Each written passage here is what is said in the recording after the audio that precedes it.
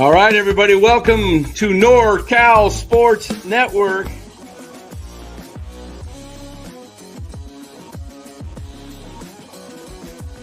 And this is the same hat that Brock Purdy's dad wears. Chat loves it when Marty Lurie comes on. Anytime you lose a game this time of year, when you can't go backwards, it's a problem. All right, welcome on in, everybody, to NorCal Sports Network.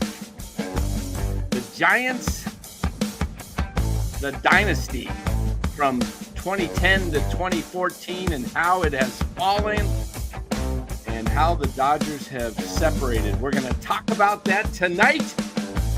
But before we do, we just want to welcome in our sponsor of the show. We want to thank them, Chapman Law Group.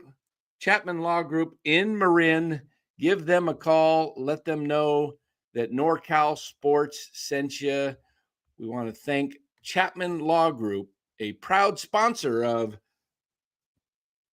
the NorCal Sports Network. Chapman Law Group, 415-613-9483. Give them a call. Well, welcome in, everybody. As everybody starts hopping in here, we'll get this topic going here in just a moment as you guys all flood yourselves into the stream. As you, we should be getting Lou Marston joining us shortly as well. Let me make sure he did get that link. I think I sent it to him.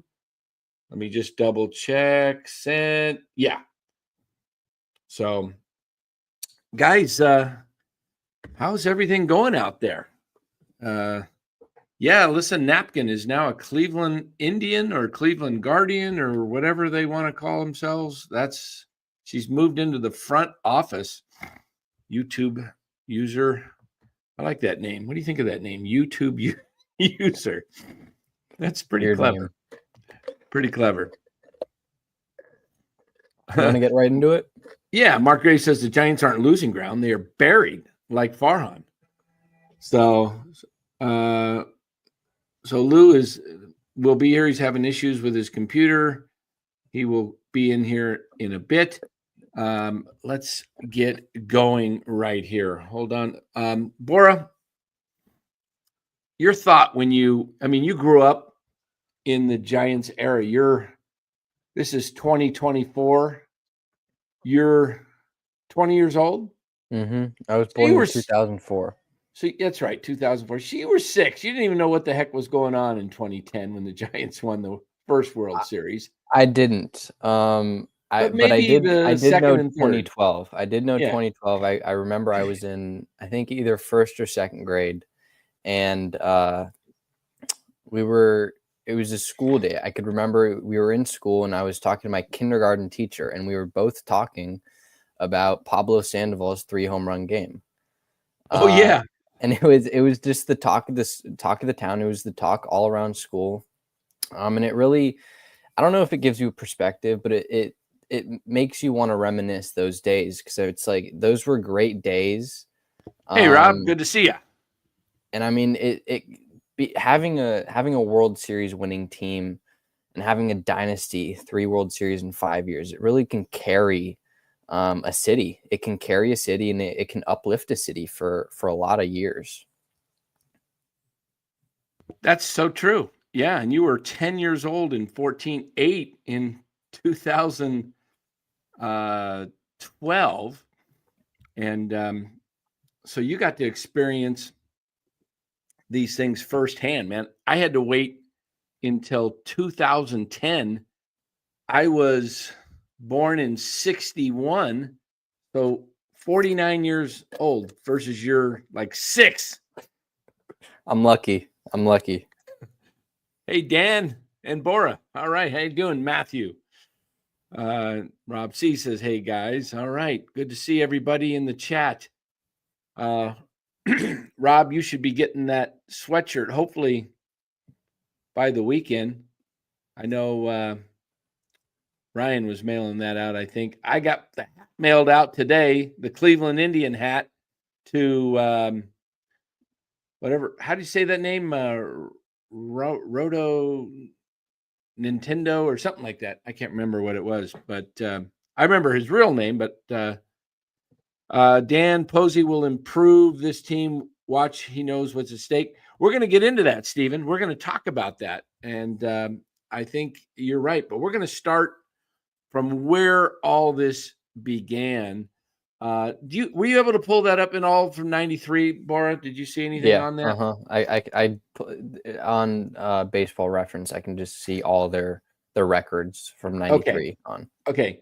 So in 1993, the Giants were almost off to Tampa Bay, and a man named Peter McGowan saved the Giants from leaving San Francisco. There would be no Tampa Bay Devil Rays today. There would be the Tampa Bay Giants, Tampa Bay St. Petersburg Giants. That's how close things got. The last hour, Bob Lurie, former owner of the Giants, Peter McGowan and his group stepped up. And Peter McGowan was a true baseball man. He loved the Giants. And do you know what, Bora, this is a while ago. You weren't around, but do you know what Peter McGowan's very first move after he bought the Giants? You know No. What was it? He went and signed Barry Bonds as a free agent. What a move. What a stinking move. And that set the course for winning baseball. It set the course for Oracle Park or Pac Bell Park in 2000. There's no Pac Bell Park if there's no Barry Bonds. And Peter McGowan had a vision, and he made the Giants winners. And take a look. I will add up. It doesn't give us the total, so we'll have to add them up here. Let me do that right now. Let's take 93. If I remember right, that was 103. Yep. All right. What we're doing here, guys, is we're going to take the LA Dodgers and San Francisco Giants records.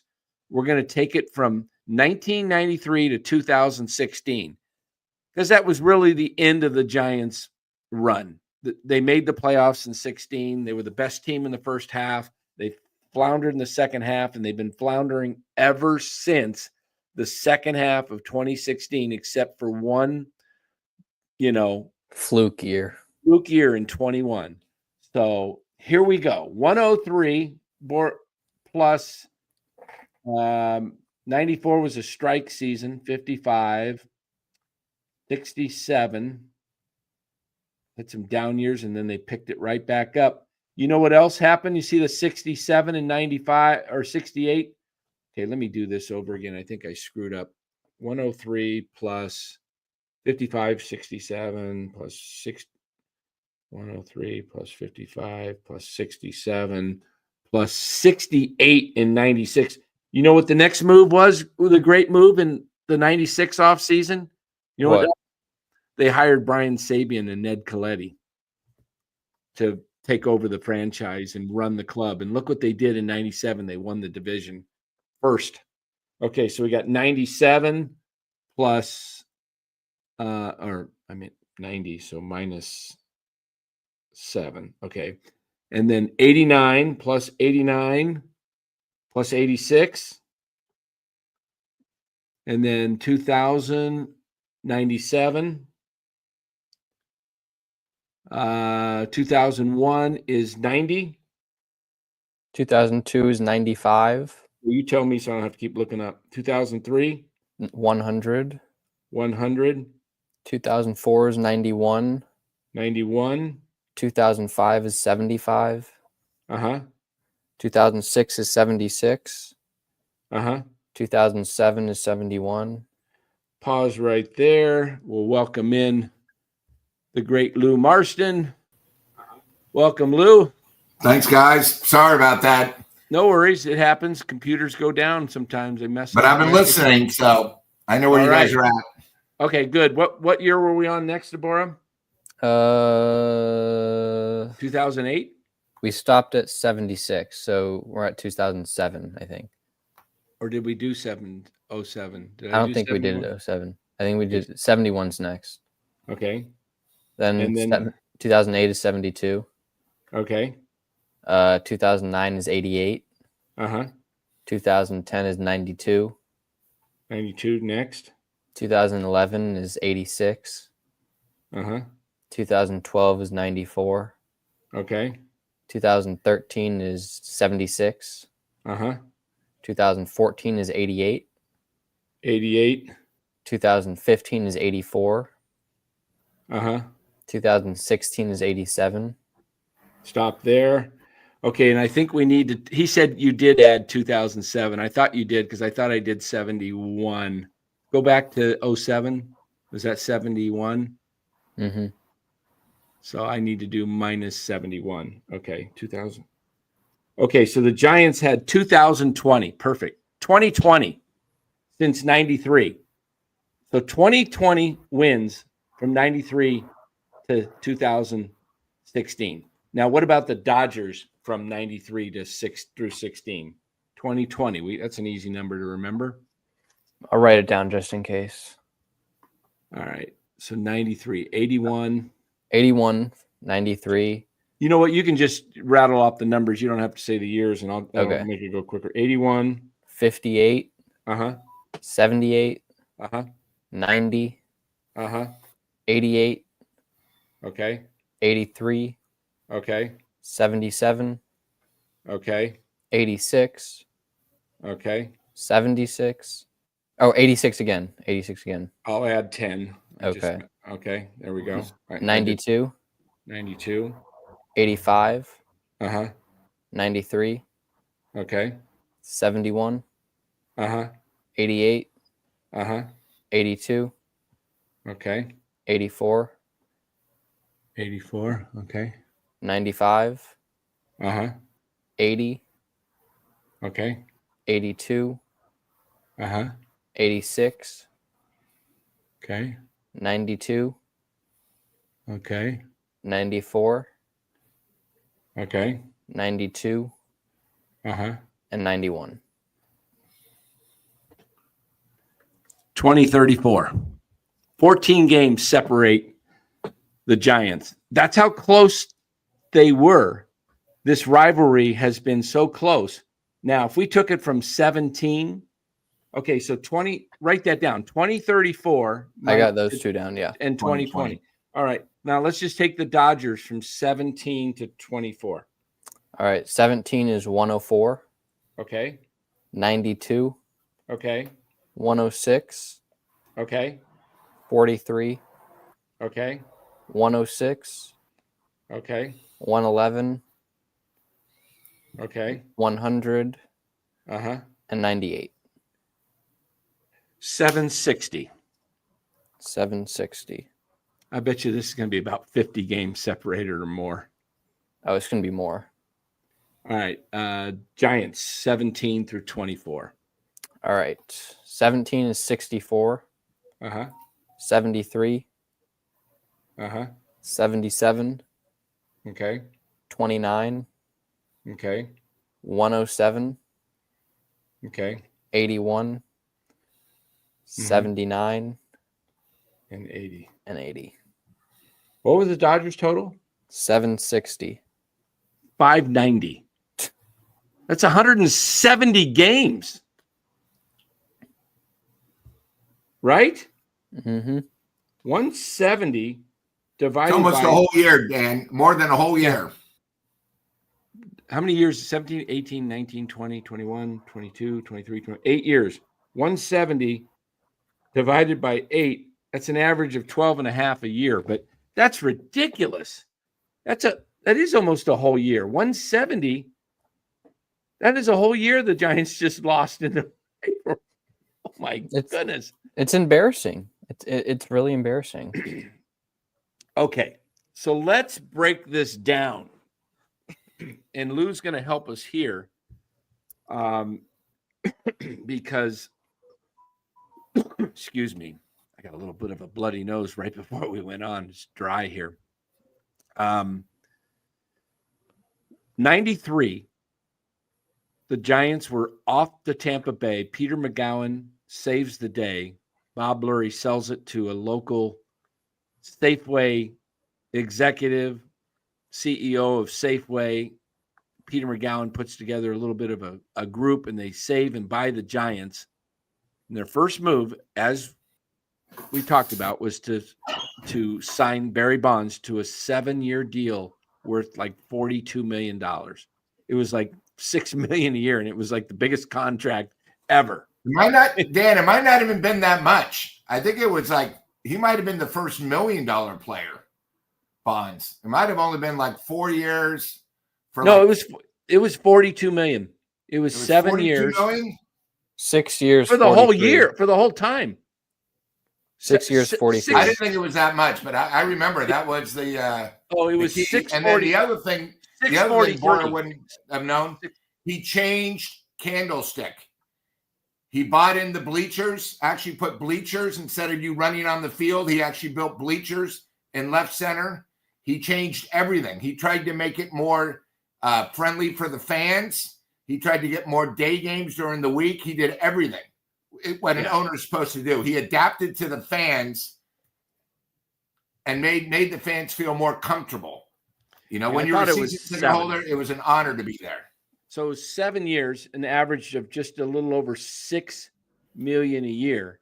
Think about that, guys. $6 million a year. Yaz makes way more than Yaz makes over $6 million a year. That's how far we've come. So that's what 93 to 23 was what, just 30 years. In 30 years, this is how far things have changed. Okay, so this happens. They sign Bonds. He instantly wins MVP of 93. Unbelievable season, like 45 homers, something like that, if I recall. I'm just off the top of my head. Hit over 300, drove in over 100 runs, stole 30 plus bases. Unbelievable year. Might even stole 40 bases that year. I don't know. Again, remember, he left a team that made it to the National League Championship Series. Correct. He did. That were 1 out away of going to the World Series with 2 All-Stars on his team. But he wanted to come back home. Yeah, the Braves scored a couple of runs in the bottom of the ninth to beat the Pirates. When he couldn't throw them out. Yeah. Otherwise, the Pirates are going to the World Series. So Bonds and Peter McGowan pretty much saved the Giants. And, Roger Craig, was great. I mean, we could even go back to, from 87 and start the clock. And the Giants definitely beat the Dodgers from 87 to 2016. Okay. Basically, that's what? 30 years, right? 87, 97, 107, 97, 107. Yeah, in 30 years, the 30-year period from the time Roger Craig came on board in 86, the Giants had a better record than the Dodgers, okay? The dynasty years, though, were 2010 through 14. And you can even throw in the last 2 years because they were still competitive. JB82 says, what are we trying to say here? San Francisco, 561 wins, excluding 2020 season. LA, 717 wins, difference 156 wins. Yeah, if you took out, it's pretty remarkable. There's what we want to get into tonight is not just the facts of the numbers, but why did this happen, and who really is, who do we hang on this? Who's to blame? Yeah, who goes on the what do they call that? The put them on the wall of shame. Yeah, the wall of shame, or the thing where they hang people. The I don't know, whatever it's called. Anyway, we're gonna get into this, and in the Giants, when they first bought the club in 1993, the ownership group led the gallows pole. Thank you, Mark. I couldn't get it in my head. The gallows pole. Yes. The Giants, when they first came in, Peter McGowan, the group, their full focus was win. And we got to have a product that people are interested in. And that's why they went out and got Bonds. And they had Matt Williams. And they had Will Clark. And so the thing was off and running, right? And then the Giants built the ballpark in 2000. They started that, in 96, 97, the ballpark, somewhere around there. And it was voted down not once, not twice, but 3 times on ballots. Yeah. So what they did is they actually did public funding, which would never, the city wouldn't pay for it. The state wouldn't pay for it. So they did something that no other ballpark ever did before. Self-finances, where season ticket holders buy the seat licenses. That's where, they took such a chance, and you still wasn't even sure until it was done that it was actually going to happen. Yeah, and it happened once in San Jose as well. Look, some of these fans that root for these Giants that came from the city of San Francisco, they really don't even deserve the Giants, how many times they voted this team down. It was unbelievable. The Giants are a huge part of San Francisco, and yet some of these just whatever you want. I don't even have the right name for some of these individuals, but clowns. Clown. They just, voting down a ball team, and now they come out and they want to celebrate it. Come on. Yeah. Even the politicians didn't want it. Nope. Ridiculous. And the Giants should, I don't know. Anyway, we'll get into this whole thing. So this is what happens. The Giants take off, and then they hire the right people. They're hiring baseball people. They have Roger Craig, and then he leaves, and Dusty Baker takes over in 93, the first year of the team. And wins manager of the year. And wins manager of the year, wins 103 games. And their focus is all on the team. And they win the division in 97 after 2 horrible years, with the first year of Ned Colletti and Brian Sabean at the helm. Actually reverse that. Sabean, the top guy, then Colletti. They win for 8 straight seasons, winning records, 97 through 04. Today's baseball format of 3 playoff teams, the Giants are in the playoffs 8 straight years. Okay? This is how good they were and how tough it was to make the playoffs. So then comes a couple of down years, and then they rebuild it back up.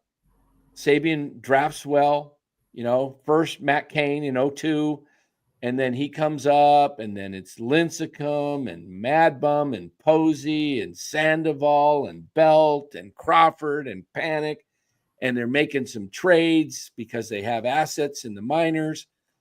And then they win their 3 World Series. But here's the other fall. You'll remember the owner, Bill. Was it Bill Newcomb? Is that what it was? Yeah, Newcomb. Yeah. Bill Newcomb was a baseball man. He loved to win. And if you look at the first World Series, I challenge you guys, maybe we can play it. Maybe we can put it on and we can play the first World Series where Bud Selig is giving the trophy. And who's he giving it to? It's not no Johnson's. It's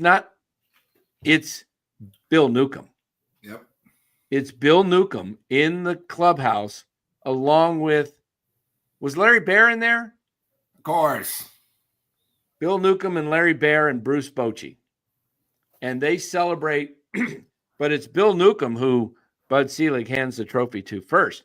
Then Newcomb somehow gets squeezed out of the ownership because he wanted to do certain things to add to the team.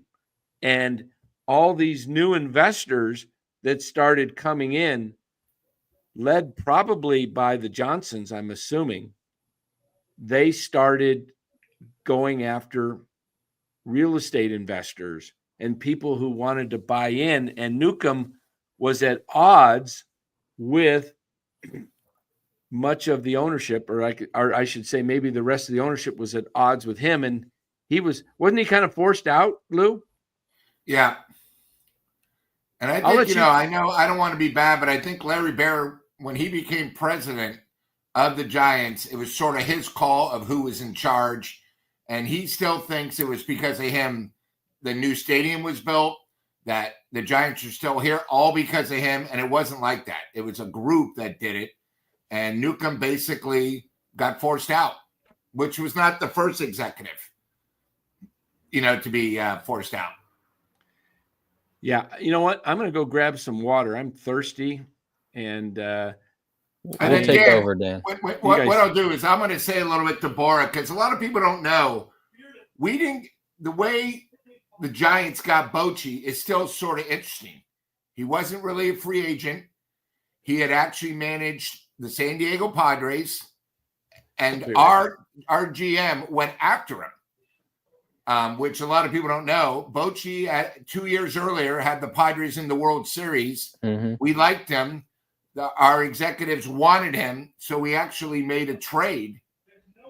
That's what you sort of had to do back then, because he wasn't a free agent, but you made a trade for like a player to get that manager to sit down.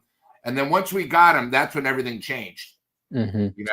Lou, I want to focus on 1997. Sure. Because that's kind of when it started for the Giants. They won 90 games. 98, they won 89. 99, they won 86. 2000, 97. 2001, 90. 2002, 95. 2003, 100. And 2004, 91. All those years, they would have made the playoffs in today's format, but they didn't. And 4 years after that, 2005, 2006, 2007, and 2008, they won 75, 76, 71, and 72 games. What happened after that? 2009, 88 wins. 2010, they won the World Series. 2011, 86 wins. 2012, they won the World Series. 13, they had a down year. And 14, they won the World Series. Sometimes it's okay to go one step back to get two steps forward. And I think that's one of my main issues with this team right now, is they're just so unwilling to take a step back in order to boost the farm system, recoup some draft picks. Let's start with 1993. The key thing about 1993 is the Giants were 3 games back. And again, this is when the Atlanta Braves were still in the NL West, right? This is something that we got to get back to. 93, we still had the Braves were still in the West, the Dodgers, the Padres, the Giants. Houston had left. I think that those were our 4 teams. So we winded up basically winning 103 games. The Atlanta Braves won 104. Atlanta that year had beaten Colorado all 16 or 18 games. I can't remember offhand, but they beat every single game against Colorado. Mm-hmm. When we had 4 games left with the Dodgers, Colorado was at Atlanta and they got swept. When that happened, that's when the new playoff format was formed, because it wasn't fair if you had 2 teams win 100 and only 1 team went. Mm-hmm. So when that happened, the Giants didn't make it. They were close, but that's just how it is. The other problem was, and again, it was all about bonds, but I think our down year teams, if you look at our roster, it was all about bonds more individually than being a team. Mm-hmm. So we started going, all right, we're going to pay bonds, say, $20 million a year, and we're going to cut down on starting pitching, or we're going to cut down on this. We started getting a little bit cheap, because even though the ballpark was full, they kept living off Bonds, right? Bonds won MVP, but you got to remember, Bonds was a great player, but we never got to the World Series with him. He never won a ring. It takes a team effort. And what happened is, on the down years, the Giants got to where they were at because we had great trades at the trade deadline, And also, until recently, you had two different things you could trade. You had a trade deadline, and then you had a thing where somebody would have to go through waivers that you could also pick them up.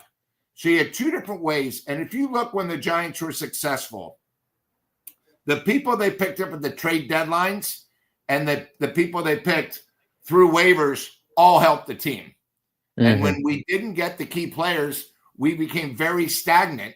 And you know how you were talking about, God, we were so spoiled. We won 103 and then we couldn't do it. First of all, with the old playoff system, it was hard to win 100 games. And, unfortunately, Giants had a lot of injuries. Our starting pitching wasn't as good as we thought. 1 year, the Giants still have only done this one time in San Francisco. We had 2 20-game winners on the same staff. 2. And, we didn't even get to the big dance. We got close. But also during the playoffs, we had some incredible, tragic, amazing losses. I mean, we had some of the playoff things. If you saw our losses, how we lost, you would say, oh, my God, we're cursed. I mean, we had one where Cruz, all he had to do was catch a fly ball, and we win. He drops it. We give up 3 runs. We had another one where all we had to do is score more than 1 run in game 6. Couldn't get past game 6. We lose game 7. I mean, it was just unbelievable the way we lost, and unfortunately, the thing with the Giants is, except for Bonds, we were never a big paying team. We had Bonds as our A player, and then we probably had about 4 or 5 guys that were Bs, and all the rest were Cs. And either the chemistry worked, and we'd get 90 wins, or it didn't, and we'd be barely 500. If you just look at the rosters, a lot of change, except for Bonds, that was there. We had a lot of changes because a lot of the guys we had would be here 2 years, and then they would go to another team for more money. We became sort of cheap, but we also had to. Our ballpark was old. The management did whatever they could to actually make the stadium more friendly. When JT Snow got eliminated on the road, I mean, we couldn't get past the Florida Marlins, beat us twice, the New York Mets, the Chicago Cubs, 1-game playoffs. I mean, it was so frustrating. And then the next year, what we would do is saying, okay, should we bring the team back or just bring maybe 10 of them and do a new nucleus? And we just never had the continuity, I guess, is the best way. We were spoiled in 89, all these years, but it was from 89 to 93, it was great. But then from 93 to almost, I'd say, 2000, it was very up and down. But all you had to do is really look at the roster. Except for Bonds, there was no stagnant. It was frustrating. And you had 97. You had Kent. You had Kent all those years with Bonds from 97 to 04. As I mentioned, they were 8 winning seasons in a row. And then we picked up Kevin Mitchell. We got trades that really, really helped us. Right. We picked up Kevin Mitchell from a trade, who winded up being a stud for us. Well, Mitchell was in the early 90s, yeah. But you know what I mean? I'm just right. Boris or 87, actually. How was it in 93? We won 103 games, and then we just were up and down, up and down, up and down. How can we go from 103 and 4 years later, we're barely making 500? How are we only winning 87? Yeah. What I want to try and talk about here tonight, guys, is this, and Bora will get into this with Bora as well, is what, guys, we're going to talk about what went wrong, but we're going to also talk about what we think the solution is to get to topple the Dodgers. It can be done, okay? I think getting Posey is a start to it, okay? I really do. It's a baby step. It's going to take a while. As they say, Rome wasn't built in a day. It's going to take some time to rebuild this, but I do believe that if anybody could do it, Posey can. It may take some learning, him falling on his face a little bit, but I think he's the type of guy that is a winner, and he is determined to turn this thing around. And I think he will find a way. Now, if he can't get the support from the owners, because ultimately it's the money. It's going to take the money. And if they're not going to support Buster, I don't think you'll see Buster in this position more than 2-3 seasons, maybe 3 years. Dan, while you were away, I was talking to Lou about how I forget what the years was, but from 97 to 04 is it? They had consecutive winning seasons, but after 04, 05, 06, 07, and 08, it was 4 consecutive losing seasons. And after that, of course, it's the dynasty. Sometimes you have to take a step back to get 2 steps forward. And that's kind of what they need to be doing now. They need to reassess, they need to analyze themselves, and they need to realize that we need to go back a little bit so we can get up top and so we can get up forward. And what that looks like is retooling the farm system, retooling the whole organization, which is what they've done this year. They brought in Randy Wynn, Buster Posey, Zach Maniason, a handful of other guys they've brought in. They've let some guys go. So it's kind of retooling the organization, and so many things have to go right in order for you to be a winner.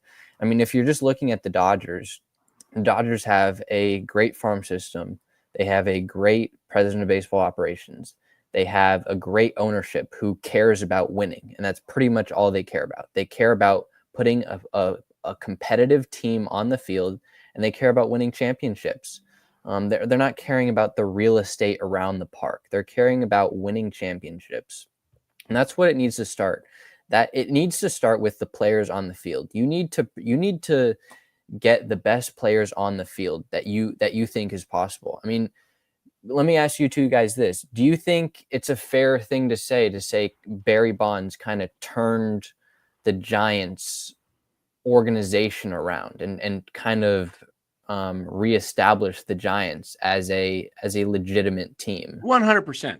Exactly. 100%. So all it takes is one player. And that's why a lot of people are talking about Juan Soto, right? It's Juan Soto could be that guy. He could be that one player that turns an organization around. And we'll talk about that. There is a possibility. I think it's small because of Steve Cohen.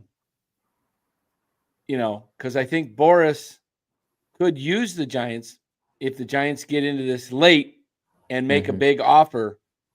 Boris isn't going to just go, okay. He's going to go back to Cohen. Here's the only way I think the Giants get Posey. Soto. The only way Posey gets Soto is you're in negotiations. He's already got an offer from Cohen, and Boris has said, give me your best offer.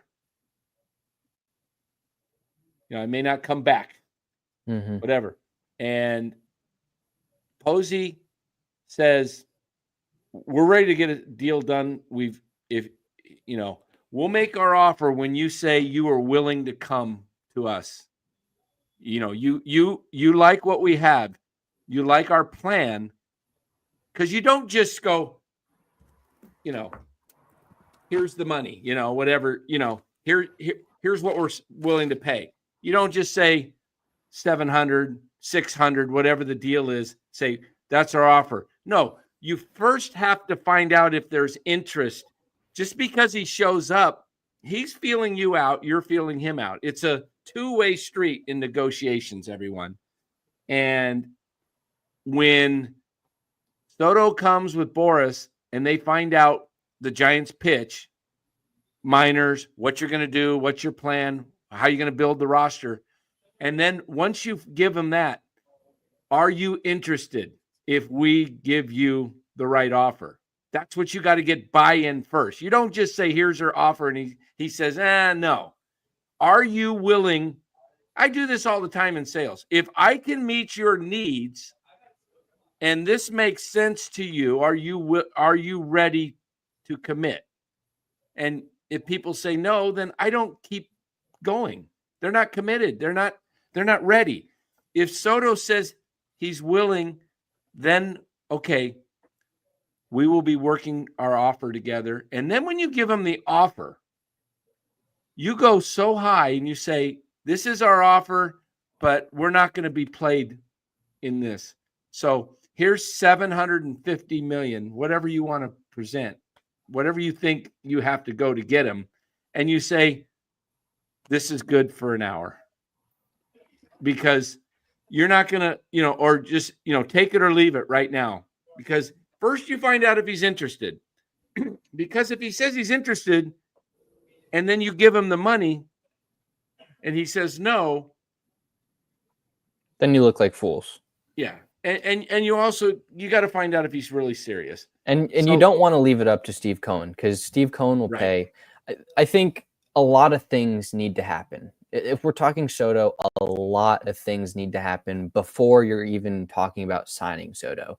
I think you need to sign 1 or 2 legit starting pitchers, whether that's a Snell or Corbin Burns, because right now the roster just is not a competitive roster. It's not a competitive roster at all. You can't even argue that. Right. You need to sign a couple of legit starting pitchers to fill out your rotation, and you have to set your rotation. Then you also need to find out who your shortstop is, because right now you don't have a shortstop. Tyler Fitzgerald is not going to be playing shortstop. He's a good utility player. He's athletic, but he's not a natural shortstop. We've seen his flaws this past year. He's not going to be playing shortstop. I don't think Casey Schmidt is your long-term shortstop. He could be, but I don't think the Giants see him as their long-term shortstop. You have to figure out who your shortstop is long-term, whether that's Adames, whether that's Kim, whether it's a trade for Bichette. I don't, whoever it is, you have to figure that out. The main thing you need to do before you even start to think about Juan Soto is fill your team with good players. I mean, you have to do that, because you have to market your team as a competitive team. You can't just go into Soto and talk to Boris and be like, we want you. What's the number? Because, I mean, Soto might take the number, but there's a good chance he wants to be on a good team, right? He doesn't want to be just wasting around. We've all seen the meme of the Ferrari in the hood house or in the trash house. Right. Exactly. Good point here, real quick, before you finish this thought. Because you're kind of touching on it. If you have a meeting, doesn't that mean he's interested? Yes and no, because Soto is got to find out what you have first. He's going to sit down and talk to any team that's willing to meet with him, but he doesn't really know. He's got an interest in, maybe I would play in San Francisco, but he's also looking to find out. The Giants have to sell him on what their plan is. Because Juan Soto is not coming to the Giants unless they have a plan to stay competitive for his contract, the terms of his contract. That's why, and this is why we talk about Dodgers Giants. That's why I think the Dodgers are in play in a serious manner. They are the only team in baseball that can actually say, we win, and we can practically guarantee, Juan, if you sign here, you're going to be in the playoffs.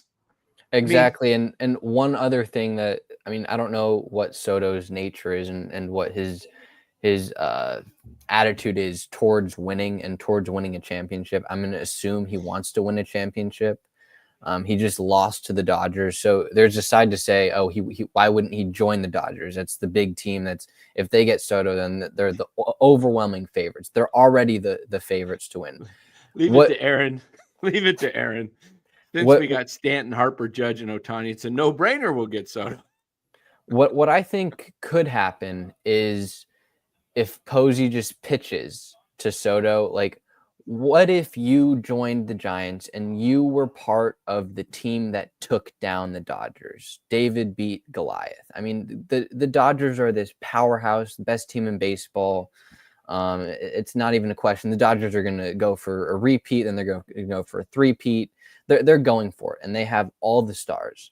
What if Soto joins the Giants, they get a competitive team, and they take down the Dodgers? That's a legacy builder. That is a legacy builder, and of course he wants the money. That's probably the bottom line, and there's a really good chance that Soto isn't going to come to the Giants. But if he does come to the Giants, they're going to have to supplement their team right now.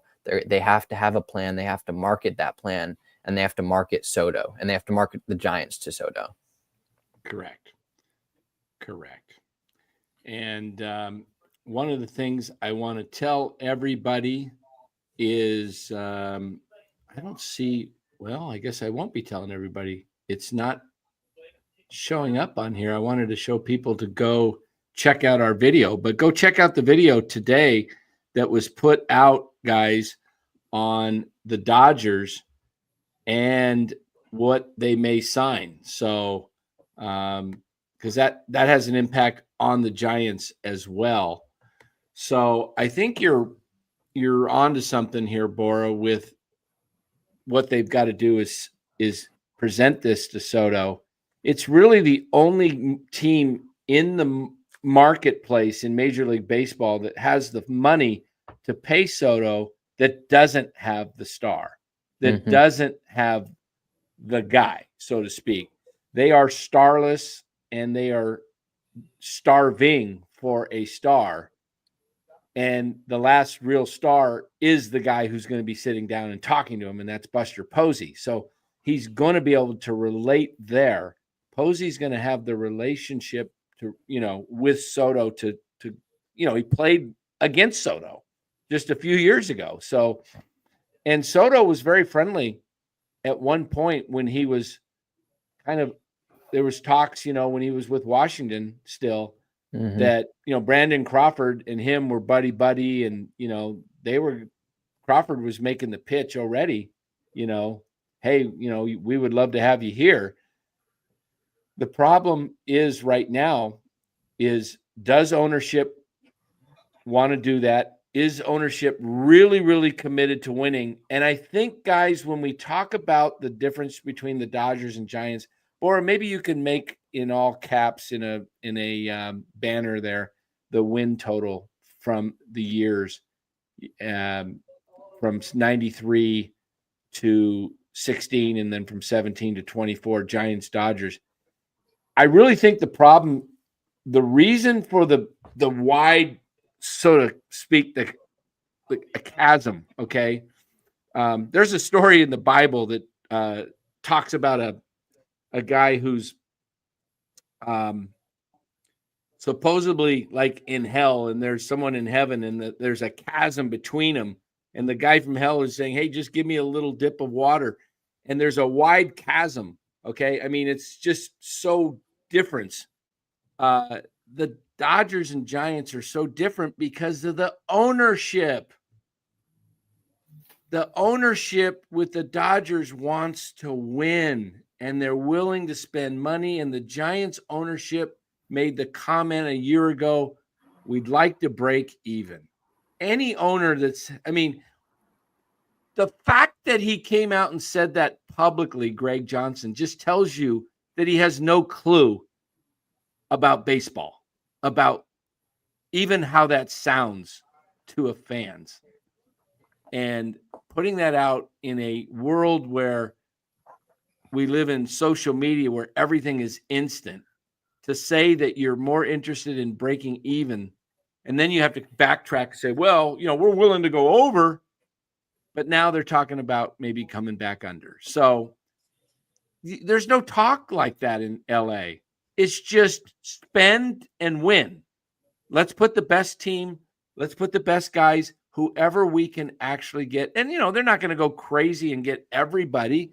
There is a limit to what they will spend, but they're not looking at it in terms like the Giants ownership group is looking at it. There's only a few Giants owners that are actually interested in the club itself.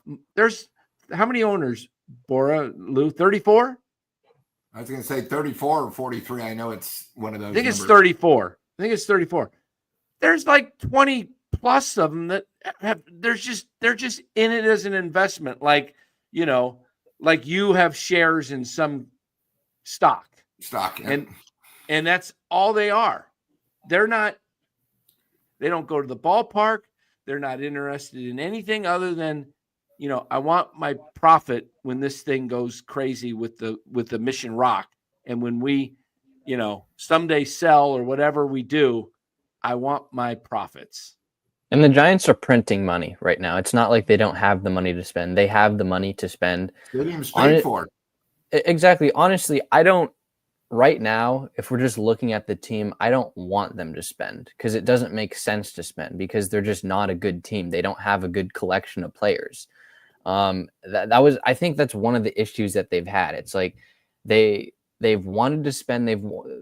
Of course they want to be competitive. They're not as eager as the Dodgers organization ownership is, but of course you want to be competitive, but there's no use of trying to spend when the foundation and base of your team isn't good. I mean, the foundation of your team the past couple of years has been Mike Yastrzemski and Lamont Wade Jr. I mean, that's not a base and foundation that you can win with. It's just not. When you look at the Dodgers foundation, it's Mookie Betts, Freddie Freeman, Ohtani. Before Ohtani, they've had Will Smith. They've had Max Muncy. They've had a bunch of these guys who've been foundational pieces. The Giants from 2010 to 2014. You said it earlier, Dan. Posey, Crawford, Belt, Sandoval, Pence, Kane, Lincecum, Bumgarner. I mean, these are foundation pieces that they've had. Sergio Romo, exactly. Castillo, Brian Wilson early on. Brian Wilson, another farm guy. Exactly. These are all foundation pieces. And if you just don't have the foundation pieces, you can keep trying to add and add with free agency, but it's not going to work. So what I want to see from this team is just reflect, see that you don't have a good team. And I think this might be happening with Posey. You don't need to spend all out. You don't need to spend every free agency. You can cut back a little bit. And I think this is what they're going to do, because they've said they're going to go under the CBT, and just build your team from the ground up. Build it through the farm system. Build it through some trades. Just build it that way. And then when you have a good team and when you have a team ready to compete, that's when you want to make the free agent splash. That's what Mad Dog Russo said. He said that the Giants need to start getting good before they go out and get a star. Exactly. So, hey, guys, as Mark Graves says, everybody hit that like button. We have over 112 people in the chat right now between YouTube and X. So if you're watching on YouTube, hit that chat button. If you're watching somewhere else, come on over to YouTube, hit the like button. And while you're here in YouTube, hit that subscribe button. We got a lot of people who watch us on X that actually are not subscribers on YouTube. It would really be appreciated if you did subscribe. Thank you.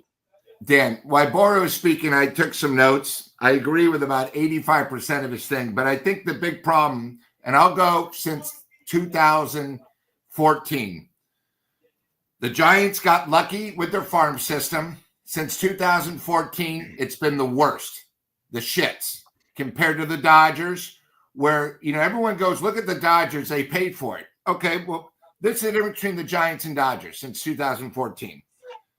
They got Mookie Betts, where they gave up 2 farm system guys and another player. Only Good one point. guy's even in major leagues. They then signed Mookie Betts. Boom.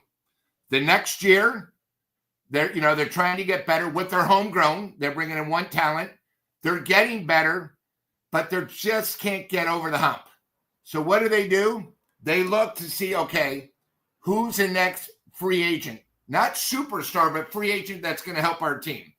People forget Freeman was a stud, went through the system with the Atlanta Braves. Nobody thought he was going to leave the Atlanta Braves. He went to the Dodgers. They, again, got to the playoffs, couldn't get over the hump. They needed one more guy. With their situation where they got new owners, got a new TV contract, the Dodgers said, listen, all we hear about is the Giants 3 and 5 years. Yep. We're a better team. We have a better organization. What is it going to take to get over the hump? Let's get Ohtani. They never went after Judge. Remember, they knew what they wanted about Ohtani. Boom.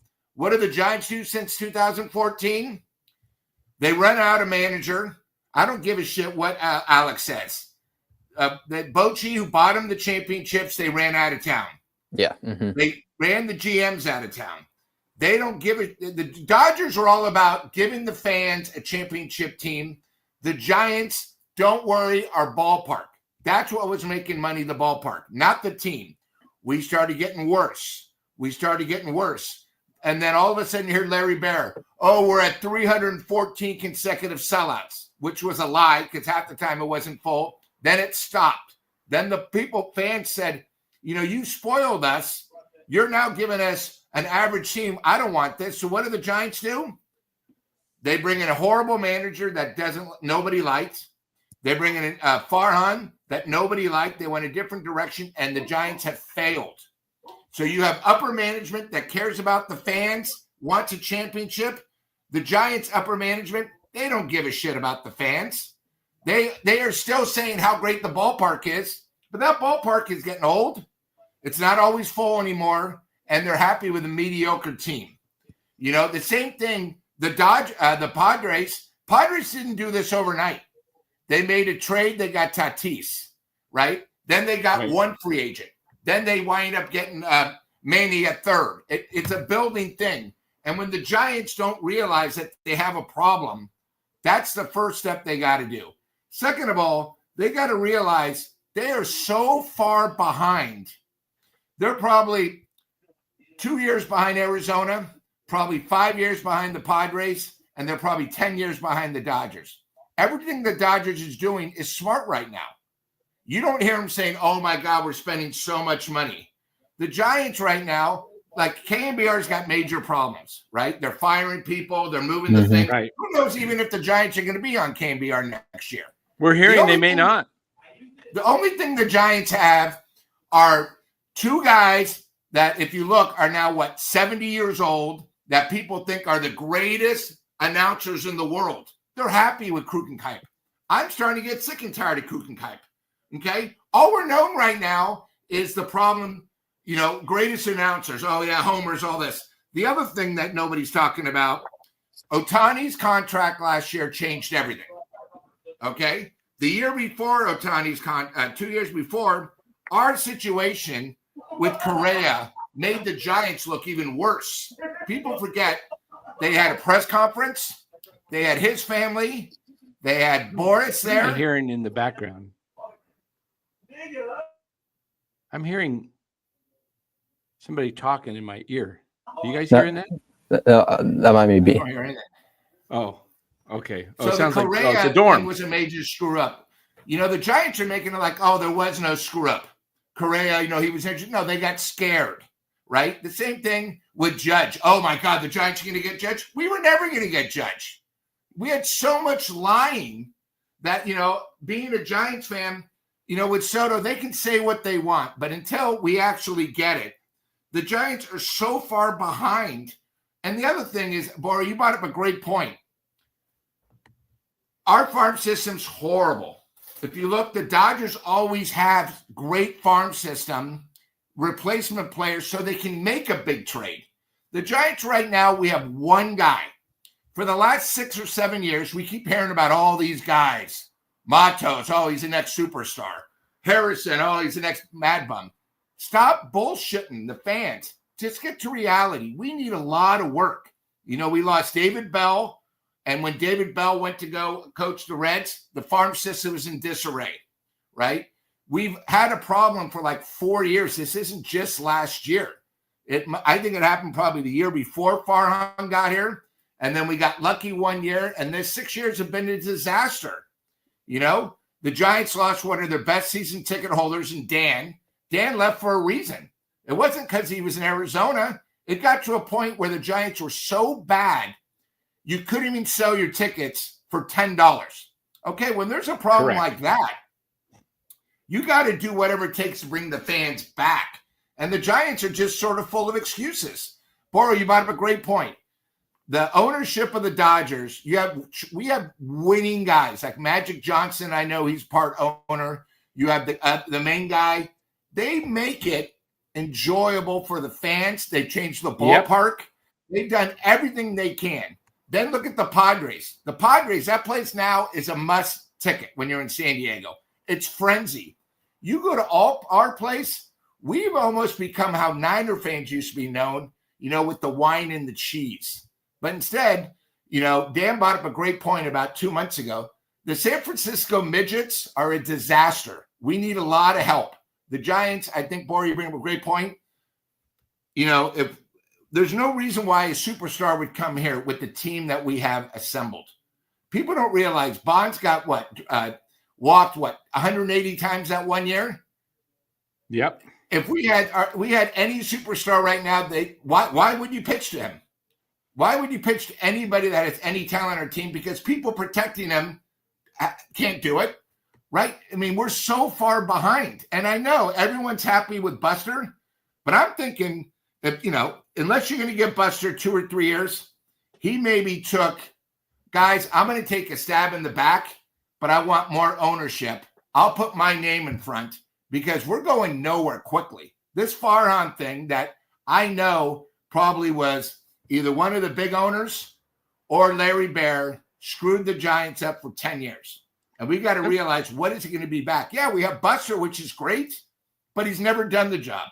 Not only do we not have a president of operations never done it, we have a GM that's never done it. Right. Let me show you guys a little. There's a lot of things. So I just, wanted to, speaking from a fan, who's been there from the Giants from probably when Bora was born, I'm sort of embarrassed how bad the Giants have gotten. And the ownership is happy. Oh, God, we were 13th in attendance. Yeah, but most of the tickets you were selling or giving away for 1/3 of the price. It's one of those things where, the ballpark is still bringing people in, but the majority of the people are going to go to see a great product. And right now we just don't have it. Guys, I just wanted to throw that in. Thanks, Lou. Really appreciate that. Excellent comments. Guys, by the way, each team is getting $200+ million in revenue sharing. Okay. I wanted to put that up. This is old. It's from 2020, but you get the idea. Well, first of all, let me show you what the LA Dodgers contract that they signed was for. And this was a 25-year deal. Take a look at that. $8.35 billion. Okay. Time Warner Cable was acquired by Charter Communications, which rebranded as Spectrum. They have exclusivity down there in LA. So if you don't have Time Warner Cable and it's not in your area, you're out of luck. You don't get to watch the Dodger games. I lived in LA, in the summer of 2016, I worked there for 3 or 4 months, and I was, renting out a place, and that's when I got my tickets to go, from Guggenheim, the group, but I couldn't get the games on TV where I was renting because they didn't have the cable, so only a select people. But look at how much they get. And now watch this, guys. This is why the Dodgers have a huge, huge advantage over all teams. But let's compare it to the Giants. This is the estimated local TV revenue of each team.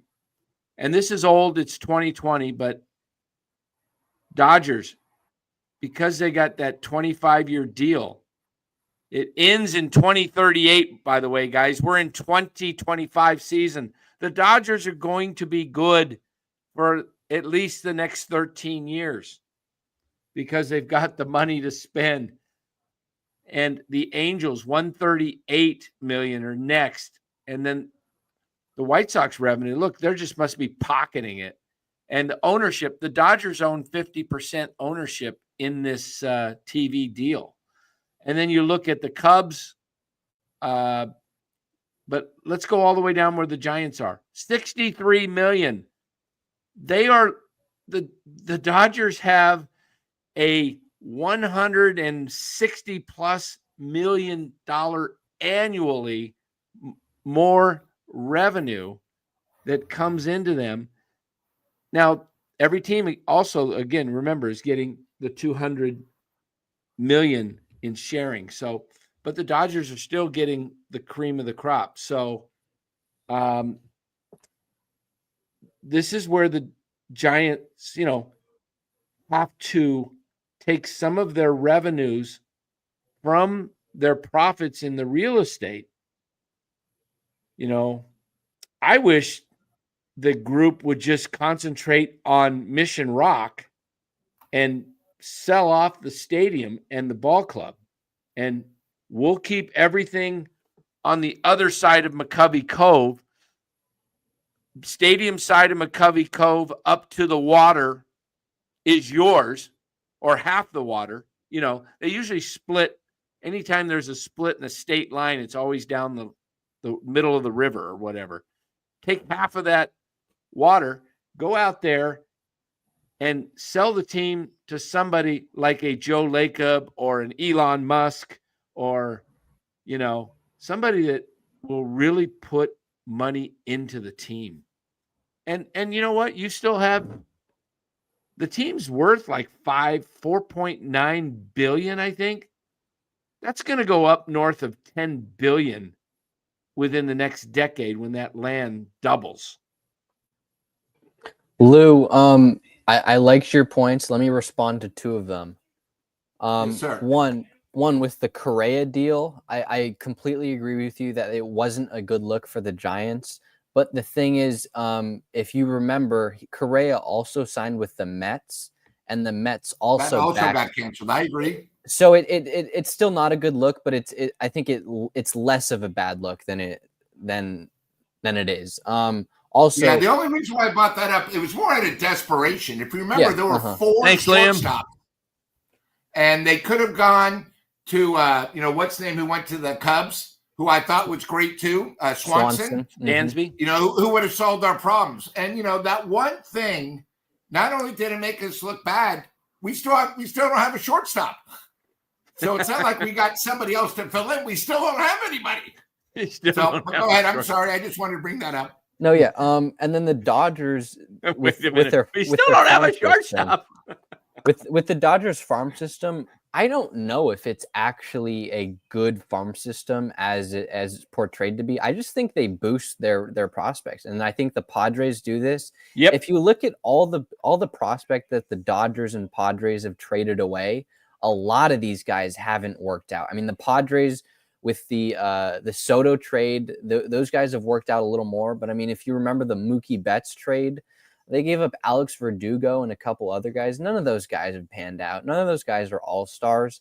So one, it's like a lot of prospects don't pan out. But at the same time, it's like the Dodgers know how to boost their players, and they know when to sell when they're high and when their value is the highest. The Giants do not boost their farm systems players. And if they do, and we've heard this so many times, oh, Kyle Harrison is going to be this star. Marco Luciano is going to be this electric player. Luis Matos, Casey Schmidt. We've heard it time and time again. If you really think that, and if you're letting the league know that, then trade these guys away. Because I know deep down, this organization did not think Marco Luciano was going to be their long-term shortstop. I don't think anybody did. Joey Bart, same thing. I mean, there are the Giants, maybe better. Exactly. The Giants know they're as close to the situation as possible. So they're the ones that know it, or that have the best idea if these prospects are going to pan out or if they're not going to pan out. If they don't think they're going to pan out, then why don't you trade them? Just trade them for a surplus and trade them for players to bring in that are proven commodities and proven stars. You could have done that so many times. You could have done that with Matos. You could have done that with Luciano. You probably could have done that with Casey Schmidt. You probably could have done that with Kyle Harrison. Carson Wisenhunt is another one. How many times did we hear Carson Wisenhunt's name the past 2 years? He was in the All-Stars Futures game. Now we don't even hear his name. He's towards the back end of our top 10 prospects, because when you wait and you wait and you wait, these guys, injuries happen. If these guys just don't pan out, it lingers and it lingers, and it's hard for them to succeed. You're right. They wait way too long, Giants. And this is why I believe that Posey went with Menason, because he's made trades before with Milwaukee. He knows the players out there. He's connected his brothers with the Angels. I'm sure if he really needs advice on something, they're in different leagues. They can lean on each other. Hey, Perry, give Perry a call. What do you think of this guy? I'm thinking of, I mean, to a certain extent, I think there's and he's been in baseball his whole life. So they're going with ball players, okay? If you saw the thing with Will Clark about I reposted it today on Twitter. I don't know if you saw that, about guys that hit 240, 230, 240.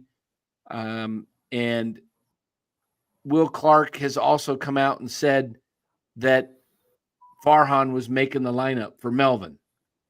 And he got his hand slapped, when the Giants slapped his hands. They're no longer doing that with him now that Posey's taken over. So what the point of all that is, the Giants are starting to go back toward their roots of Sabean and real baseball, relying on baseball people. And Farhan set this club back much further than you think, guys. His control. This is why I was going crazy the last 2 years on this podcast of wanting him gone, because he is afraid to pull the trigger on anything. I mean, imagine where the Giants would be today if they traded Carlos Rodon a couple years ago and Blake Snell last year. How many more guys would they have? Good prospects. And Wilmer Flores last year too. He was having a career year. It was so obvious that was his last hurrah, and that was his career year. You could have gotten so much. We were saying it right here. Trade him. Alex Cobb too. Alex Cobb. We talked about trading Cobb, and we brought it all up here, guys. There's nothing wrong with trading Snell last year and then re-signing him this year. You could have done that. You could have told Blake. Look, Blake. Cubs. The Yankees did it for the Cubs. Yeah, with Chapman. They got 5 prospects. When the Yankees said, don't worry, we'll give you the Chicago got their championship. He signed right back with the Yankees the following year. Very simple to do. I think, Farhan, not only did he bring us back 10 years, but the trade deadlines of non-trades, when you knew the guys were out, cost us so bad we don't even know how bad it was. Oh, exactly. Too many guys they could have traded. And at least probably 10 prospects, maybe 2 of them would be studs. We just don't know. How about this? Bora, you play Blake Snell. I'll be the Pobo, okay? This is what Farhan could have done. Hey, Blake. I don't think it's our year. And we love having you here. You're our ace. We want you here for the rest of your career. But we know you're going to be a free agent. And we're going to want to, have you here, but we don't know what your plans are. But we've got to get better. Our team needs to get better. I'm going to look to trade you to get some prospects. And my goal is that we'll get good prospects. And my wish is that you'll consider us, because we want to bring you back badly. Where do you want to go play? We'll try and make a deal so that you can go possibly win a world championship. You know what, Farhan? Thank you for being so honest with me and forthcoming. I really appreciate the honesty, and I love it here. I would love to come back here, and I understand that baseball is a business, and I understand you have to win, and you have to do things that are best for the ball club. I'm just a player, so I would prefer to be traded to Baltimore. Maybe you can get a Kobe Mayo for me. But I would love to sign with you after the end of the year. There you go. That's how it can be done, guys. Very simple. No guarantee it comes back, because he may get a better deal that he takes. But you can have that conversation. And by being upfront and being honest and forthright, truthful, all of those things, you buy respect back from the player when you're upfront with people. You also buy respect for the player, but you also buy respect with the media and the fans. I mean, remember, Farhan said one thing to the media and said one thing on the radio and said one thing in his press conferences, and he went away and did the exact opposite. I'll go back to the Marco Luciano trade deadline. oh, Marco's going to be getting a ton of reps and a ton of playing time. 2 weeks later, he's back down to exactly. AAA. I mean, Eddie K says, ain't no player responding like that, laughing out loud. They really say, I want out. Let's go. Hurry up. I think he's kidding because that's pretty funny. But I think a player does respond out of respect. When you treat a player with respect and you're just honest, look, you're not, and it's all on how you say it. Look, we just don't think we're going to get there this year, and we want to build for the future, and we want you as part of the future. Very simple. I think Farhan could have had that conversation with Snell. He didn't have to have it with Rodon. He could have, but he could have just traded Rodon and said, the heck with it. I'm not bringing you back. I don't know. There's ways. How did he sign these guys? He got them here. So why is he afraid to make trades? He was so afraid. And it was arguably, and I don't know if it's his biggest blunder, but it's up there. It's the trade deadlines. I mean, you can go so many ways. We've heard how he took down the murals and the paintings and the banners in the clubhouse. That was horrible. But just from a team perspective and a team building perspective, not doing anything at the trade deadlines. 21, you got Chris Bryant. That was all Scott Harris because Scott Harris had a connection with the Cubs. 22, you did nothing. 23, you did nothing. 24, you got Mark Canha, and that was Bob Melvin because of Bob Melvin's connection with Mark Canha. Farhan's trade deadline acquisitions and YouTube letting go of players that was arguably the worst, his worst blunder because he just did nothing to improve the team. And when I think I asked Ned this, it was either Ned or Bobby, but it's like if you're a GM and you don't make a move at the trade deadline, that also has a negative effect. It can have a negative effect on the clubhouse because the players in the clubhouse are like, okay, trade deadline, we can get a piece or two. We can push this forward, and you don't get anybody. That can demoralize the clubhouse, and that can just take away from everything. You're wrong, Philip says. We got AJ Pollock. What do you have? One at bat? He didn't. He didn't. I think he got one at bat. Let's LTTE Beaches said, let's get Ned. We will be getting Ned. Ned is going to be a regular here on NorCal Sports about 2 nights a month. They'll probably be Sunday nights. Okay. Seems to be the best night for everything when everything's wrapped up. So be looking for Ned to be joining us. I'll be right back, guys. Got someone at my door. My son's coming over to help me out with something. Be right back. I got something to say. And I just, I sort of forgot about this, but going through my notes. So in the last 4 years, the Dodgers won the World Series in the shortened season, COVID. What was that, 2020, right? The MVP of that was Corey Seager. 2021, they finished second in the National League West behind the Giants in their fluke year. They lose to Atlanta in the playoffs.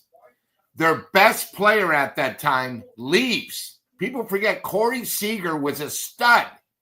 He signed a 10-year, $325 million deal with Texas. What do the Dodgers do? They don't worry about it. They recoup. And now, 2 years after one of their best player leaves, they have 3 studs at the top of the lineup. They have a powerhouse. And that's the difference. If the Giants were to lose somebody, we would panic. The Dodgers don't panic. And really it goes into more the executive and the front office. They know what it takes. If the Giants were to ever lose, I'm just saying someone of like Barry Bonds, they would go crazy. The Dodgers don't. They don't realize, Corey Seager was such a stud. And he wanted to go to Texas because he wanted to be the man. He wanted to get paid. Now, he did go to Texas. He had a great manager again. And I think, one of the things we're not talking about is Bochy was so great of a manager. The last 2 guys have been average. And if Butcher's going to do something, he's got to get great players. But I think we need better coaches. When Farhan came on, I think the first year, didn't we have like 27 different coaches? It was ridiculous. I don't remember what it was. Yeah, as we did players. We got to get back to forget this. Oh, he's a friend of a friend of a friend. Dan brought up a good point. Last trade deadline, we picked up Canna. I didn't like Canna. He had one good game with us, but come on, because he's a friend of the managers. Enough is enough about that. Stop getting guys because they're friends. They live in Burlingame. They used to be a Giant. That hasn't been working. We've got to start moving the right way.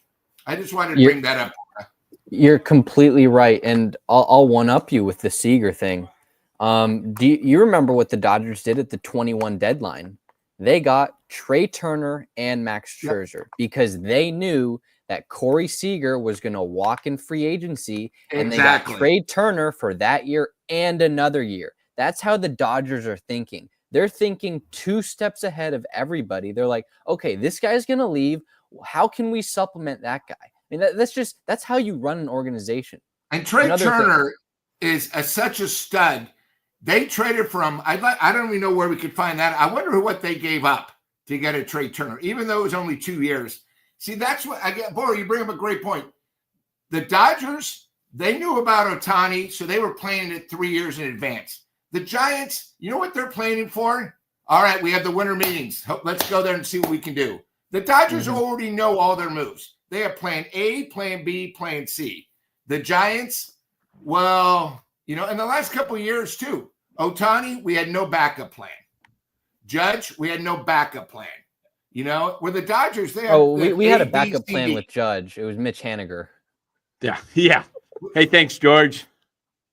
So I think you make a great point there, Lou. The Dodgers do have a plan, and I think Sasaki is in their plan, but I don't think they're going to wait till January 15th to sign an ace. They've already met with Blake Snell. They are going to try and, I think they might want Snell over Fried if they value, him as the better pitcher. But Fried, I think they can have for less money, and he's an LA guy. But I think the Dodgers, and I talked about this on the video here recently that was put out today, guys. Go check out the video on what the Dodgers, who they may sign.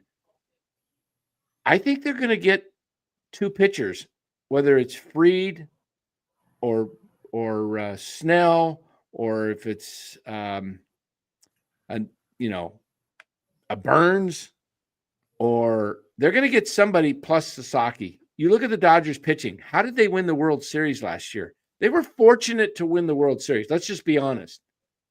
They should have probably lost to the Padres, and they knew that the Padres were the favorite and probably the better team at the time. That was the World Series. The World Series. The Dodgers got hot, and they knew Lou had them at 40-1. They knew. Yep.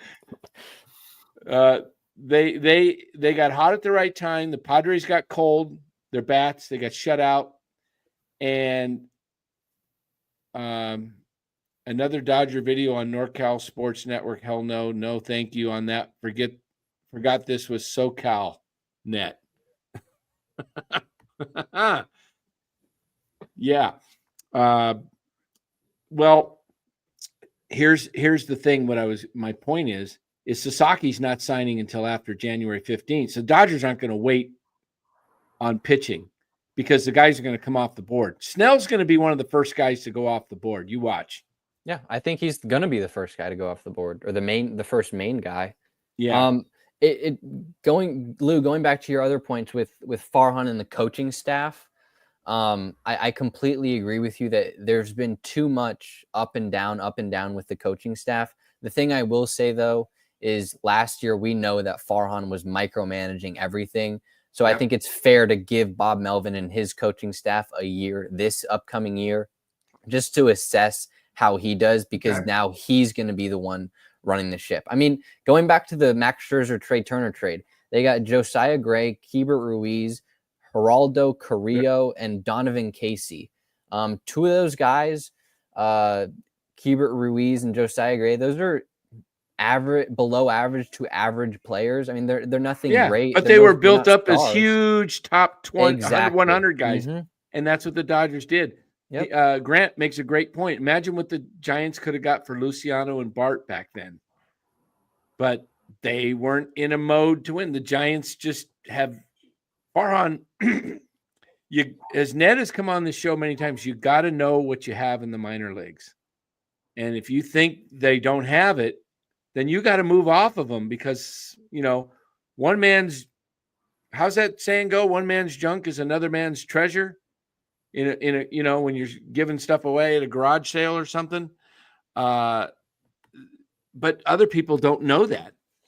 Like, I remember Ned telling us a story once where he talked to his psychologist that was on staff, and the psychologist was working with the player, and the player just the player was never named or anything like that, but had the yips or whatever it was.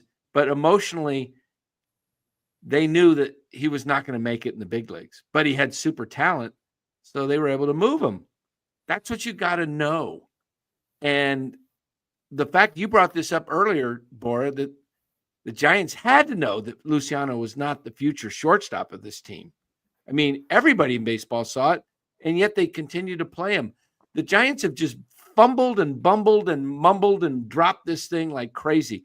Luciano should have been playing outfield 2 years ago in the minors or another position, first base, whatever. But get him off a shortstop. You wasted a couple of years of his development, and, it could have contributed to his back injuries. And it probably took away from his hitting because I guarantee you he was spending more and extra time working on his fielding rather than his hitting, which obviously needs help. Yeah. Wow. Hey, guys, thanks for everybody being here. We do appreciate that. If you haven't hit the like button, please hit that like button. And we know everybody in the chat. I was pretty fired up there. You know that? I was so fired up from that. You know what I need? I need a snack. You do? That was some frozen yogurt. I need a snack. I'm fired up. It's Thursday night. Crazy football. I love talking about the Giants. I love where I can actually speak my heart. I got Bora here. I got you. I could use a snack. All right, what do you want? Tell me what you want, and I'll serve it up. What do you want, Lou? I could use some yogurt. I need toppings. I need a big, fat yogurt. There you go. Yogurt Shack. Let's see what the flavors and the toppings are. The current flavors right now in downtown Lafayette. Yeah, there you go, Daddy-O. Look at that. That's all new. Look at that. Single. Here's your Fenton's ice cream and root beer floats are at the Yogurt Shack, guys. I love root beer floats. Reminds me of O'Farrell's. Yes. Ceremony. Fenton's. Isn't Fenton's downtown Berkeley? I believe it is. Yeah, well, there you go. That's even better now. I didn't even know we had that. There's your flavors. Vanilla cream, Golden Gate chocolate, cold brew coffee, signature tart. Oh, peppermint. Give me some peppermint right now.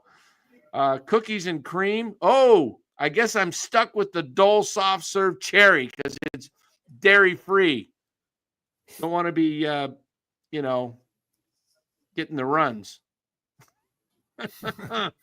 Thanks for that information, sir. Yeah, there you go. Look at the ice cream. Whoa. Strawberry cheesecake. So now we have ice cream and yogurt. Yes. Do the coupons work for the ice cream? They do. Nice. They do. Look at all cotton candy. Ooh. Look at that. Lafayette frozen yogurt. There it is. That was the Danville store. Same stuff in both. Oh, no. We got Dole soft serve pineapple in Lafayette. Give me some pineapple. Yeah. It's worth hitting both. Look at the ice cream. Toppings available in all locations. Remember I told you the toppings? There was look at them all. Rainbow sprinkle, chocolate sprinkles, snow. Oh, wow. Look at this. Can you guys read all those? Look at that. Reese's Pieces, Oreos, Butterfinger, Reese's Peanut, strawberries, cookie dough, whipped cream, blueberries. Oh, look, brownies, marshmallows, chocolate rocks. Wow. animal crackers, those pink and white ones. You like those growing up? That's Mother's cookies. Yes, Mother's. Cinnamon Toast Crunch. Whoa. And look what we got for the sauces. Peanut butter sauce, hot fudge, and hot caramel. Wondering how to order. That cheers me up. Got something to look forward to this weekend. All right. Yogurt Shack. Just $5 gift certificate. Free. Actually get 2 of them. $10 for just joining as a member. And we have put out a couple of member videos exclusively out there. Mark Graves wants his coupons now. I'm telling you, that place, I forgot the ice cream, guys. I forgot they have the ice cream going there. Glad I asked. There you go. Lou is the setup man of the year. Farrell's was the Farrell's was the Benson ceremony. When you got to an age, your birthday was all about, it was Farrell's. But yeah, and ceremony was the best. Mark needs a lawyer. Well, if you need a lawyer, you know what you need to do? We're just going to put that down at the bottom ticker. There you go. Give Chapman Law Group a call if you need a lawyer, and they'll help you out. Guys, this is really disturbing me when I think about how far the Giants are. And it all depends on if Buster gets buy-in from the rest of the ownership group. He doesn't have enough ownership say financially to do what he wants to do. I know that Buster would like to go out and, build it the right way. And he'd want to spend money on certain types of players. But he's also going to want to do, like Bora talked about, build it up. It's going to have to be built up. And that's going to take a few years. And this is why a lot of people didn't understand my thinking when it came to trading. You could actually get good now and not only get good, but get young guys. You could go sign a Blake Snell and a Corbin Burns and let's say Kikuchi and stay under the luxury tax by trading Logan Webb and getting 2 minimum ball players like that are top 100 players. You could go get a Kobe Mayo, a Jordan Westbrook type guys. You could go. There's guys you can trade. Webb and Duvall are valuable pieces, especially Webb. I wouldn't trade Webb just to trade Webb, though, okay? Unless they land nothing on the free agent market, if they don't get any other pitchers and they're just look like they're just going to be a 4th, maybe 5th place team, then maybe you have to look to trade Webb to rebuild, because you're going to be terrible anyway. But you go sign Burns and Snell and another pitcher, you can turn Webb into a real asset. You watch what the Dodgers do, guys. You just watch this. Another guy I'm telling you they're going to get. You want to know who else I think they're going to get this year in a trade? Any guesses?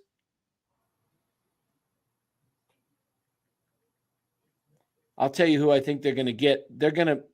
If they get Adames for somehow, they're going to move off of Gavin Lux and maybe a young pitcher like one of their younger pitchers. Maybe what's the blonde? Emmett Sheehan, somebody like that. Lux, Sheehan. You got it, Rocks. Crochet, and he's going to be their closer.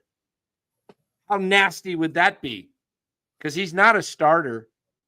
He's really not. He can start and he can dominate, but he can't give you all the innings because he's kind of in that category of Jordan Hicks. He can only go so many innings before he wears out. What another disaster that was. Yeah. So, Dan, I'm gonna jet out of here. I'm getting a little tired. All right. Hey, I got one question, Bora. Before you leave, since you were so good tonight, if you can pick of the free agents, obviously Soto's off, but you can get the Giants. You get your Christmas wish now. One pitcher, one player and it would make you happy to get excited for next season. And then Danny can come to you after. Okay. You know, like a Snell, you could say Snell and somebody, but the Giants can get one batter and one pitcher to get you excited for next season. Throwing Soto out, what would it be? For me, the pitcher's Blake Snell. I think Blake Snell would be great here. He likes it here. His second half was just absolutely dominant, and I would like to see him continue that throughout a whole season with a full spring training. As for the offensive side, I mean, aside from Soto, there's not much. I think I would be happy with an Alex Bregman at second base. 4 or 5 year deal. Definitely not the 10-year deal that he's commanding with Boris, but I would be happy with him because he's a great defender. He's proven he's a great defender. He's proven he can hit. And I think he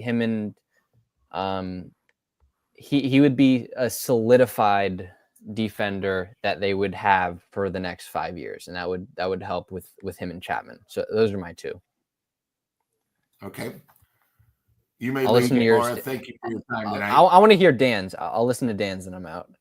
All right. You want to know who my number one, who I want, and Soto's not in there, right? Mm-hmm. Yeah. Okay. One. Okay. Let me look at the list here. Let me just study the list real quick. Just to be a little different from Bora. I'm going to say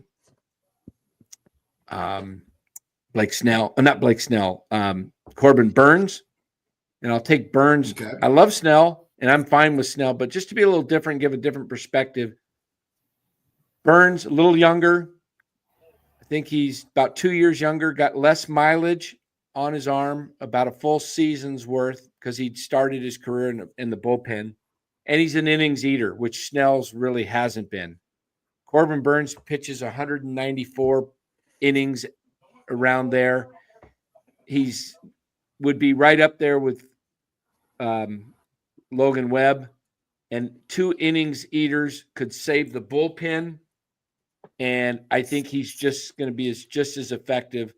And I like the innings. My hitter for the Giants, if I can pick one.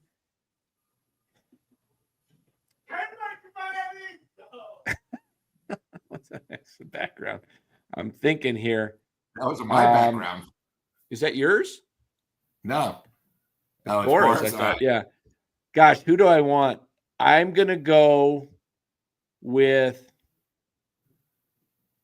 probably Adames, just because he plays short and he hits in the clutch, and they don't have a shortstop, and that takes care of the shortstop position for at least 4 or 5 years. So I'll go Adames and Corbin Burns. All right. I might throw mine out. Who's yours? I think, again, they need a shortstop. So my number one priority, forget the pitching, give me Adames. And then I would be happy with one of the other 2 pitchers, because he's going to be a lot of money. I don't think we're going to be able to get Snell. I don't think Burns. I think Burns is going back to Baltimore. So I'd be happy with Eovaldi or even Jack Flaherty, because then you still have Webb. You still have Ray, who supposedly is going to be the greatest, even though I'm you not can get them both. fan of surgery. You can get them both. Look at the Dodgers last year. They had 3 starters left at the end of the season. They lost May. They lost Yamamoto, Kershaw, Glasnow, Goslin, and all right. So if I got Eovaldi, Flaherty, and Adames, I think I'd be excited next season. I think that would be good. And Pizza in the Box makes what a great name. Pizza in the Box. He makes a great point here when it comes to revenue. Angels, Chicago White Sox were right at the top. Boston in the top 5. Shows it's not how much revenue, it's how much you reinvest. It's the ownership more than the media revenue. Amen. That's exactly right. And the Giants have not been willing to put the money back in. What's going to happen with Wade and Yaz tomorrow? Good question. let's end on this. What do you think, guys? What's going to happen with Wade and Yaz tomorrow? I think my thinking is Wade gets tendered. Yaz probably will, but I think it's for a trade because they can still trade him in the meantime. It just keeps him on the 40. If they non-tender him, he's a free agent.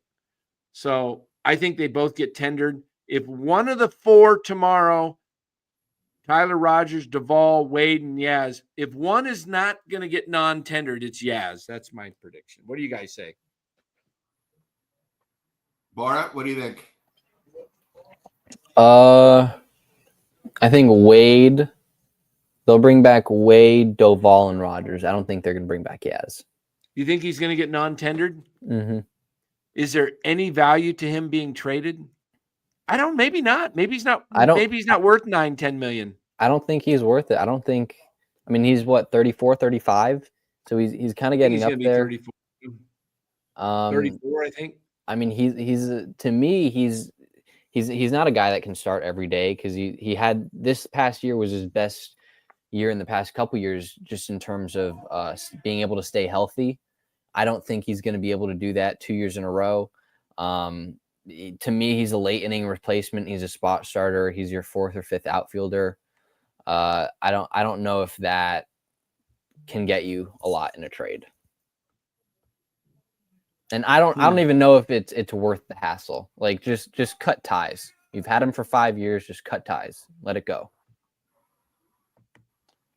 Lou, you're right. Even though we can't see your face because the font's so big. Raise your head up a little bit. Oh, there you go. Hide behind the screen.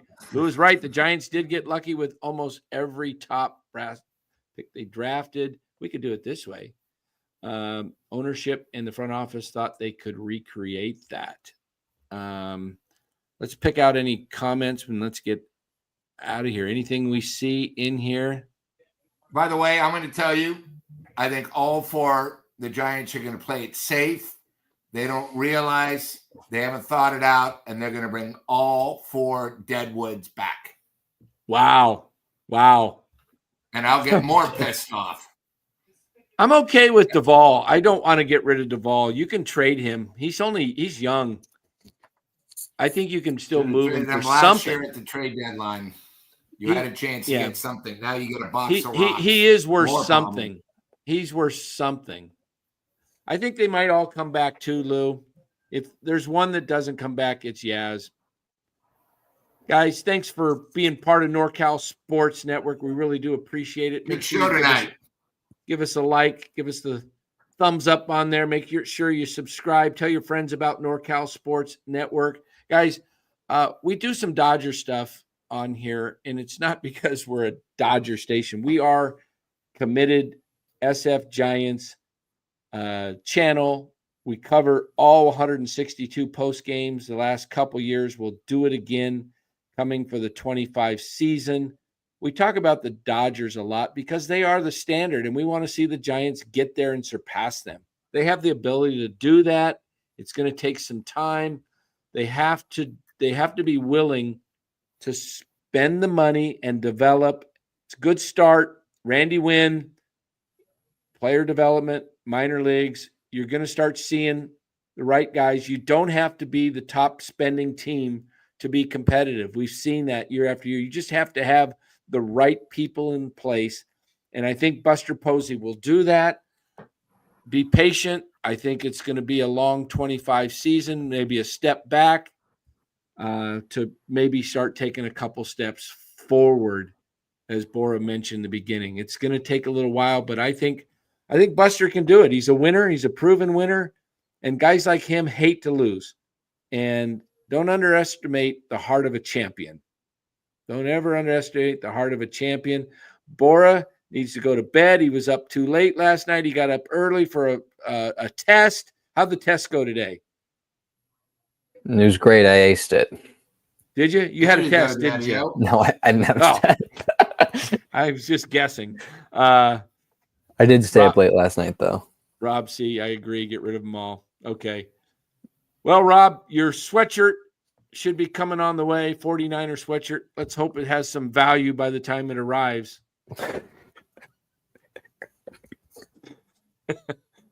All right, guys. Appreciate you being here. Let me get the music on here. There we go.